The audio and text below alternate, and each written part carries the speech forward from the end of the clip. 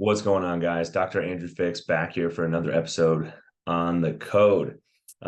This is an early morning one. I'm excited to be hopping on here before I go into the office, see clients for the day.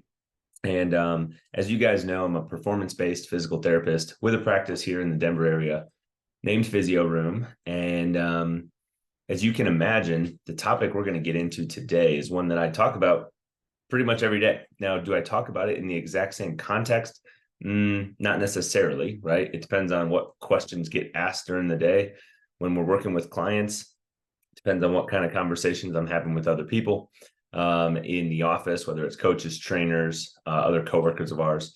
But this topic of injury prevention compared to improving performance or performance enhancement.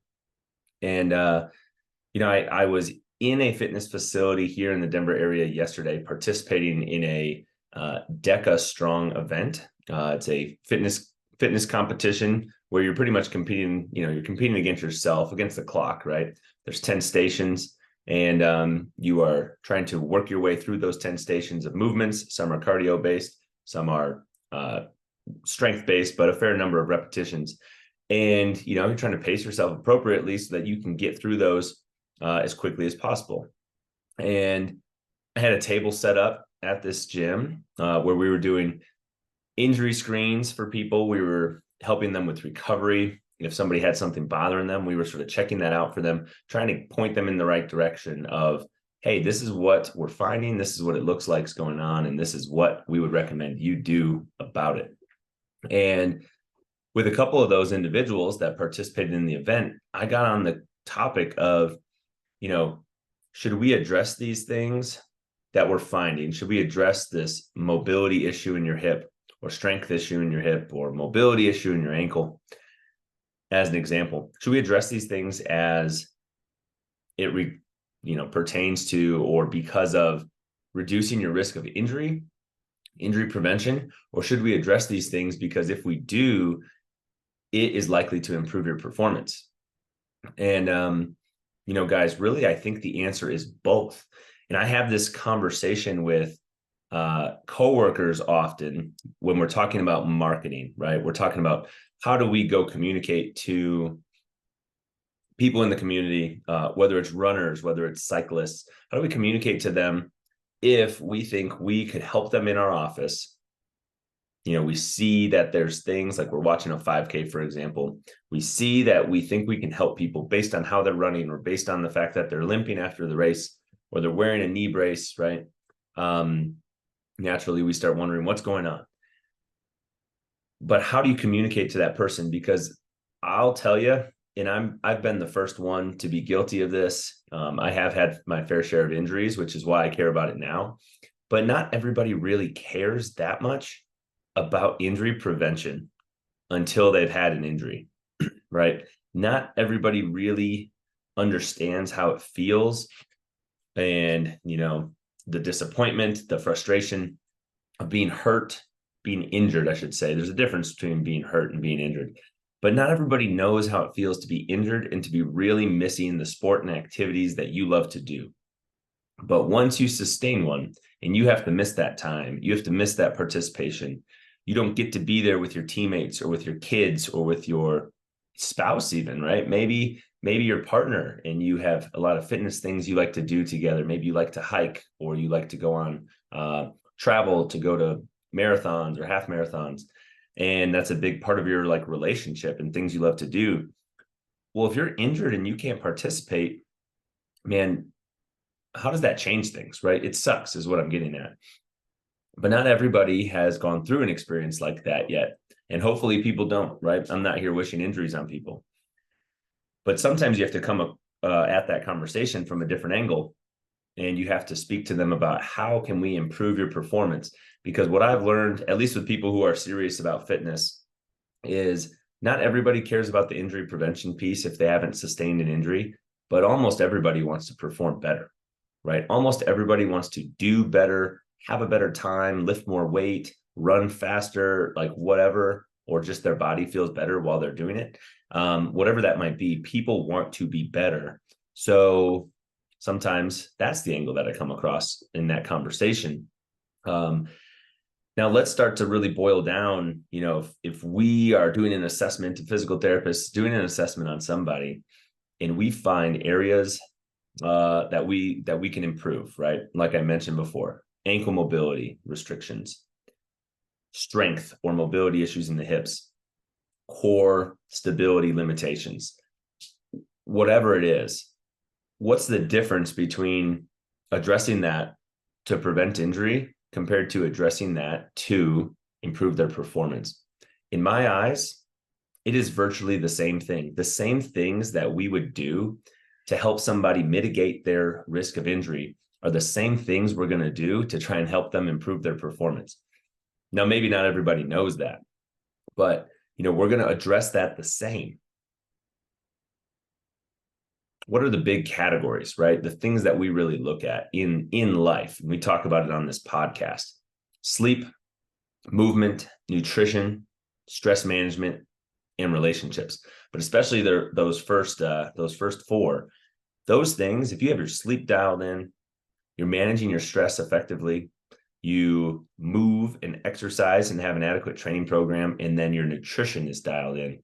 If you can balance out those four buckets and really have things in line, you are going to really improve your performance and or really reduce your risk of injury.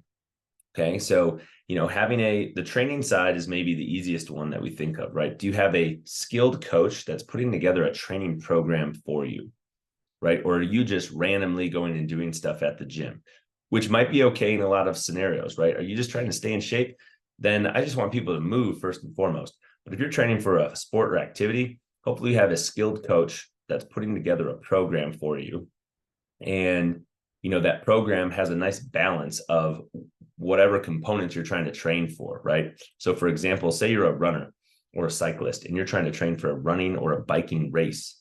Hopefully you have easier runs or rides. Hopefully you have some tempo or some interval work. Hopefully you have like a longer one. And hopefully you have some weightlifting and some mobility work structured into your program, some resistance training, probably at least 2 days a week, right? Hopefully you're completing a warm-up and a cool-down procedure prior to each practice or training session.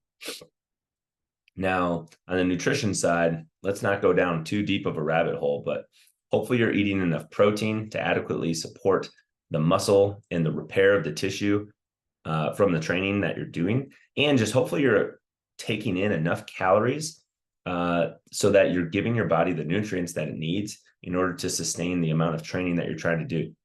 Because if we don't eat adequately, we see injuries, particularly of the overuse variety of the tendons and muscles and or the stress fracture side of things when we start talking about bone. And we see this a lot in this running community, especially. Now, when we start talking about stress and sleep, it's not necessarily overly complicated of like what we need to do, but that doesn't make it easy to do it, right? When we start talking about stress, it is, much more commonplace now in 2023 to, talk to your friends or family about seeing a mental health provider, seeing a psychotherapist, something like that. That's something that I've started to do. I go to a psychotherapy appointment a month, and I was doing those virtually, but I really prefer, I work in person generally with clients. We do some virtual work at Physio Room, but we do much more in-person work. So I prefer to go in person to those appointments too, because it's really what I'm used to. And I think body language is very important. And anyways, man, I've found that valuable. Just having somebody that you can speak to, that can ask you questions and generate some real deep thought, and have you talk with them that has a different perspective. They're not living in the scenario that you're in. They're able to give you this perspective that is, from above the trees, so to speak. It's hard to see the forest through the trees. And when you can have somebody else that has that 30,000 foot view, and you just are in it day to day, it really can make an impact, because it can really get you thinking and help you get out of your own head sometimes.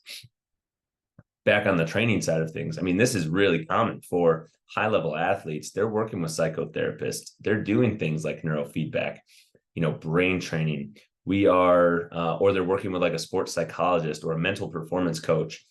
I don't really care what you call it. At the end of the day, doing some sort of training for the mental aspect is really important. We talk about training our body, we need to train our mind too. So, having some sort of practice put in place where you're doing that would be valuable. And then let's talk about sleep, right? How can we use sleep and optimize it to either reduce the risk of injury and or improve performance? Well, I'll be the first one to tell you, I'm sure you know this too. When you're sleeping better, I'm sure you feel better. And then you have more energy when you go throughout your day, whether you're working, whether you're going to the gym, whether you're playing with your children or going for a run, right? So we inherently know, and it's pretty like obvious from a feeling standpoint, that when I'm sleeping better, I feel better. But what do the statistics say? I'm going to pull up an article here. And this statistic is staggering. Of course, sleep has a wide-ranging effect on sports performance and our well-being. Chronic suboptimal sleep, how does that affect the risk of musculoskeletal pain and sports injury? So here you go. The amount of sleep that consistently has been found to be associated with increased risk of injury is less than or equal to 7 hours of sleep, which when sustained for periods of at least 14 days has been associated with a 1.7 times greater risk of musculoskeletal injury. That's insane, you guys. That is a huge, huge number. And if we say this kind of on the flip side, conversely, those who reported more than 8 hours of sleep a night had their injury risk reduced by 61% compared to those who had less than 8 hours of sleep. So what's interesting is the 14 days part, right? And I think a lot of people have felt this. You could have one bad night's sleep. You might have a game or an event tomorrow morning and you sleep really poor tonight. That doesn't necessarily mean you're going to play bad. That doesn't necessarily mean you're going to have an increased risk of getting hurt, because our body has a little bit of a lag time, right? It doesn't change the body's tendency or risk to get hurt by having one bad night of sleep. But if we are chronically sleeping poorly for 14 days or more, right, we are lacking sleep less than 7 hours, right? Which a lot of people don't get 7 hours. So less than 7 hours of sleep for a sustained period increases your risk of injury by 1.7 times. And that is a big number, right? So when we start thinking about college athletes or parents or whoever it might be who are constantly lacking sleep, we need to take that into account when we're deciding what we're going to do, how we're going to push our body. And as a physical therapist, right, sleep is probably one of the biggest categories that we can start to talk about and dial in, try to help be a resource for, to help our clients dial it in so that they are supporting their recovery, so that they're supporting the training that they're trying to do, right? Because we work with pretty active people in our practice at Physio Room, at least. But if you already have an injury and now we're trying to get it to heal, it's the same thing, right? We need that sleep in order to let that tissue repair take place. So really, if we start talking about how much sleep does somebody need, the answer is at least 7 hours, right? Is that optimal to get 7 hours and 5 minutes? No, not quite optimal. We want more. We want more than 8 hours of sleep a night. But how do we get that, right? There's a lot of sleep trackers and devices and things you could wear, whether it's just a watch like a Garmin or something, or an Oura ring or a Whoop. This is not an Oura ring if you're watching the video, but yeah, you could wear one of a number of things. But what the data on pretty much all of those shows is if I'm in bed from 10 p.m. to 6 a.m., 8 hours, that does not mean that I got 8 hours of sleep, right? That means that I probably got somewhere in the neighborhood of 7, because it took me a few minutes to fall asleep. There's time throughout the night when we're transitioning through these sleep phases. Is it REM? Is it deep sleep? Is it light sleep? Or are you actually awake for a little bit, right? And these trackers do a fairly good job, better than some other things, right? Better than just us looking at the clock, of trying to estimate how much sleep that we're actually getting. And what we pretty much consistently find is if you're in bed for approximately 8 hours, you got closer to 7 hours of sleep, or maybe a little bit over 7. but there's probably somewhere between 30 and 60 minutes that you weren't actually sleeping during that time. So what I'm getting at is, if you want to improve your performance or you want to reduce your risk of injury, you're going to do the same things, right? You need to sleep adequately. Try to shoot for 8 hours of sleep. Try to give yourself a window where you're in bed for closer to 9 hours. And I understand that's very difficult, right?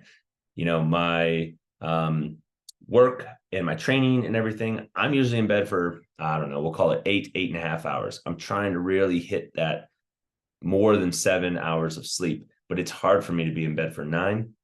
And I really try to wake up and go to bed at a similar time, whether it's on the weekend or whether it's during the weekday. We have to manage our stress appropriately. We need our mind to be functioning at a high level, just like we need our body to. When we're undergoing a lot of mental stress, it is going to result in more physical stress being felt in the body. We need to fuel ourselves appropriately with the nutrition, with the food that we're taking in, whatever kind of nutrition program or diet you subscribe to. I hope you're getting enough calories to sustain and support your training. And I hope you're getting enough protein in to support the tissue damage and repair that training causes, because we want to repair that, right? We need our body to have the fuel in order to go through that process. And I hope you have a well-structured training program, and you're working with a coach or a physical therapist or a very skilled chiropractor, or maybe that's even a massage therapist that does understand some movement as well, right? They understand proper movement patterns so that they can point you in the right direction of how do we address these little nagging things, because that's going to help you not get hurt. That's also going to help you just be better in your sport or activity that you love to do. And we want to help support you in this show on the code, right? If you have questions about things that might be bothering you, or you're just trying to crank it up a notch, you be sure to let me know. Let us know. We would love some comments or some reviews or whatever you want to leave. And we'll be sure to get an episode out on those things, or sort of have that conversation with you guys. So I really appreciate you tuning in, listening to me just go off on a tangent on this topic. We had no notes today, right? My notebook's over here. And this is just a topic that I'm very passionate about. We talk about it all the time.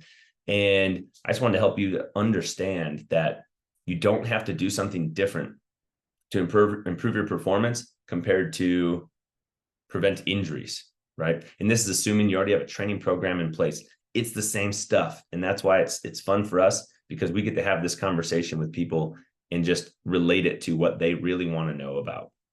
So we'll catch you guys on another episode of The Code, hopefully next week. Thank you again for listening, and have an awesome day. See ya.